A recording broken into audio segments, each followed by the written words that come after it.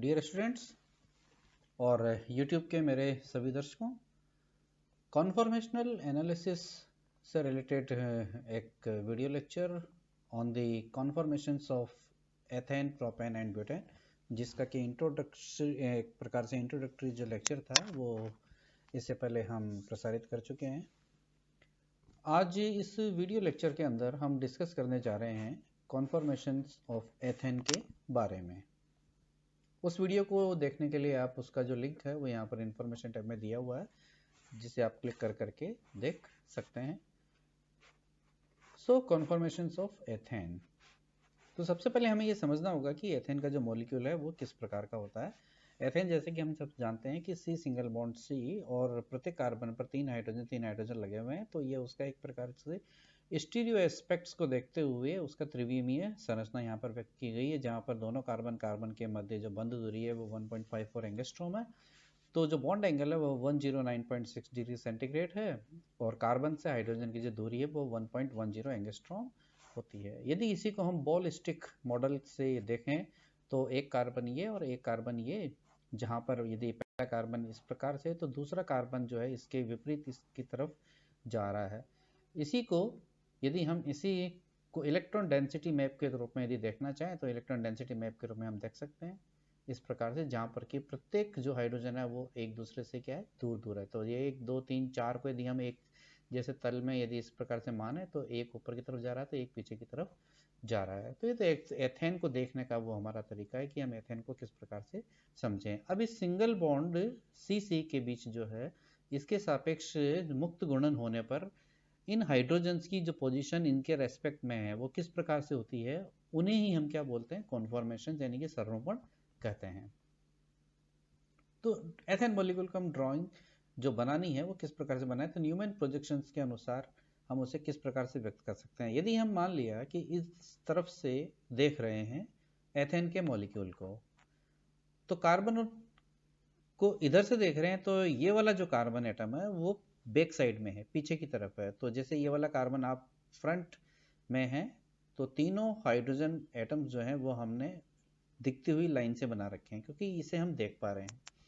इसके ठीक पीछे जो छिपा हुआ कार्बन है ये वाला, क्योंकि हम इधर की तरफ से देख रहे हैं तो इसके ठीक पीछे जो छिपा हुआ कार्बन है वो कार्बन को हमने इस प्रकार से व्यक्त किया है, जहां पर कि उनकी जो लाइन्स है हाइड्रोजन की वो पूरी क्लियर नहीं है, इस गोले के बाहर बना रखी हैं। तो ये 3 हाइड्रोजन है।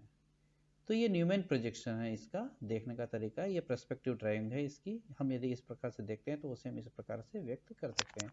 अभी आप यहाँ देख सकते हो कि ये जो हाइड्रोजन है वो पीछे वाले हाइड्रोजन से जितनी मैक्सिमम दूरी पर हो सकता है ये वहां पर उपस्थित है।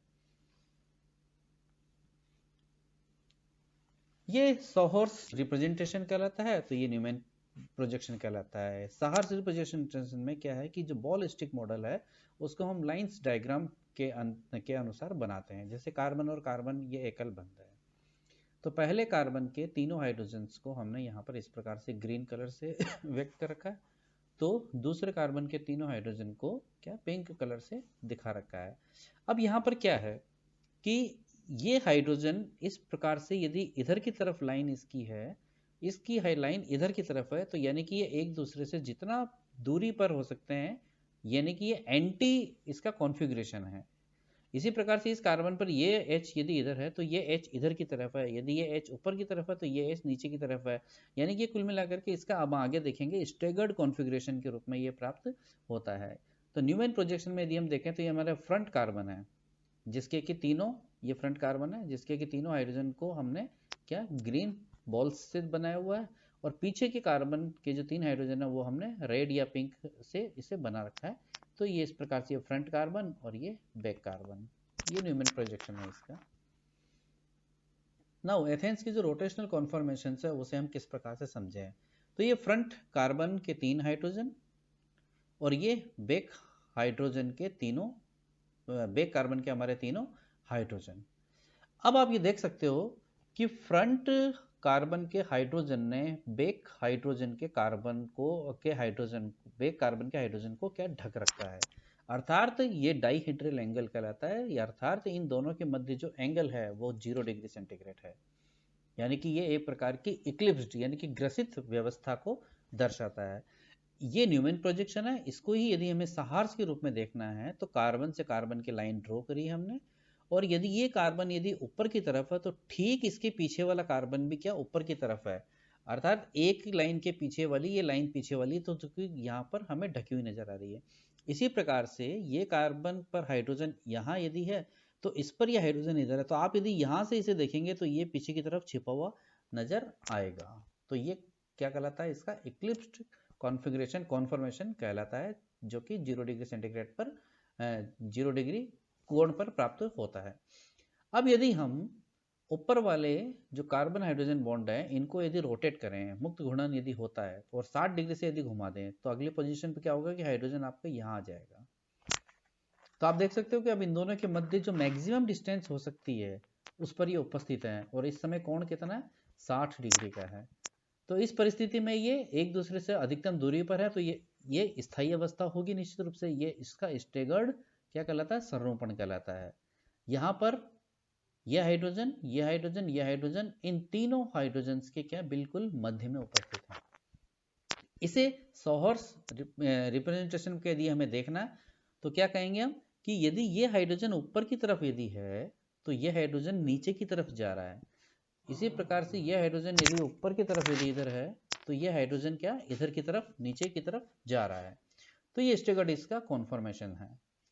इसी प्रकार से यदि 0 डिग्री से 60 डिग्री के मध्य कहीं भी किसी भी स्थिति में यदि हमें इसका कॉन्फॉर्मेशन को देखना है, जो कि अनंत प्रकार की संभावनाएं हो सकती हैं, क्योंकि आप ये हाइड्रोजन को रोटेट करके यदि यहीं रोकोगे तो एक अलग प्रकार की व्यवस्था होगी, यहाँ रोकोगे तो एक अलग व्यवस्था होगी, यहाँ रोकोगे तो एक अलग व्यवस्था होगी।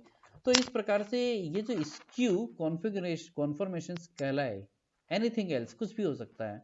तो ये कई प्रकार की व्यवस्थाएं हो सकती है जिनका कि स्थायित्व इसके और इसके मध्य कहीं न कहीं होगा। तो ये हमारे एथेन के जो कॉन्फॉर्मेशंस हैं उन्हें हम इस प्रकार से समझ सकते हैं। तो ये जो स्टेगर्ड और हमने इक्लिप्स्ड पढ़ा वो क्या है, स्टेगर्ड कॉन्फॉर्मेशन का मतलब a low energy conformation where the bonds, जहां पर जो बंध है on adjacent atoms bisect each other 60 degree dihedral angle, यानी कि 60 डिग्री के डाइहेड्रल एंगल पर व्यवस्थित हो सकते हैं। मैक्सिमाइजिंग द सेपरेशन, जितना अधिकतम दूरी पर वो उपस्थित हो सकते हैं उपस्थित होते हैं। A staggered conformer is more stable than an eclipsed conformer, निश्चित रूप से स्टेगर्ड जो समावेवी है या संरोपण है, संरोपण समावेवी नहीं, जो संरोपण है वो ग्रसित संरोपण से क्या होगा, अधिक स्थायी होगा। नाउ इक्लिप्स्ड यानी कि ग्रसित, ये निश्चित रूप से हाई एनर्जी कॉन्फॉर्मेशन होगा जहां पर की जो बॉन्ड्स हैं वो एडजेसेंट एटम पर एक दूसरे से पर अलाइंड है विद ईच अदर, तो 0 डिग्री डाइहेड्रल एंगल पर ये उपस्थित होते हैं। तो ये इक्लिप्स्ड कॉन्फॉर्मेशन होता है। यदि हम इन्हें एनर्जी प्रोफाइल डायग्राम यानी कि इनका पोटेंशियल एनर्जी डायग्राम देखें तो हम देख सकते हैं कि ये जो इक्लिप्स्ड कॉन्फॉर्मर है वो चूंकि ग्रसित अवस्था है, उच्च ऊर्जा वाला है, तो वो यहाँ पर स्थित है। यदि हमने 60 डिग्री से रोटेट किया तो ये एक कौन सी व्यवस्था बनी, स्टेगर्ड कॉन्फॉर्मेशन की व्यवस्था बनी, जो कि निम्नतम ऊर्जा पर उपस्थित हो गया।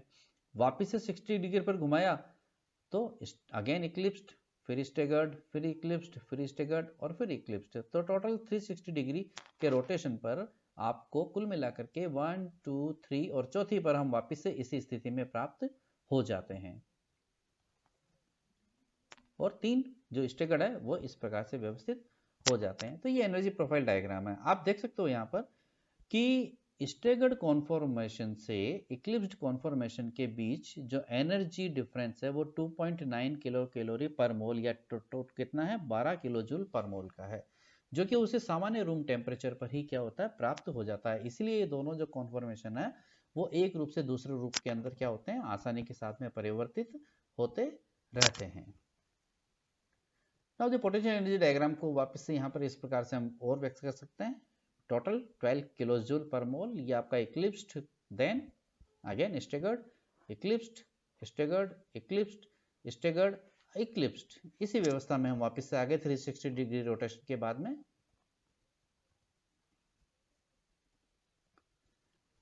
हो क्या रहा है, यहाँ पर हो ये रहा है कि 60 डिग्री रोटेशन होने से क्या उत्पन्न हो रहा है, टॉर्सनल या इक्लिप्सिंग स्ट्रेन जो है तनाव उसके अंदर, यानी कि मरोड़ी तनाव जो है वो उत्पन्न उसके अंदर हो रहा है। तो उससे मरोड़ी विकृति वहां पर उत्पन्न हो जाती है।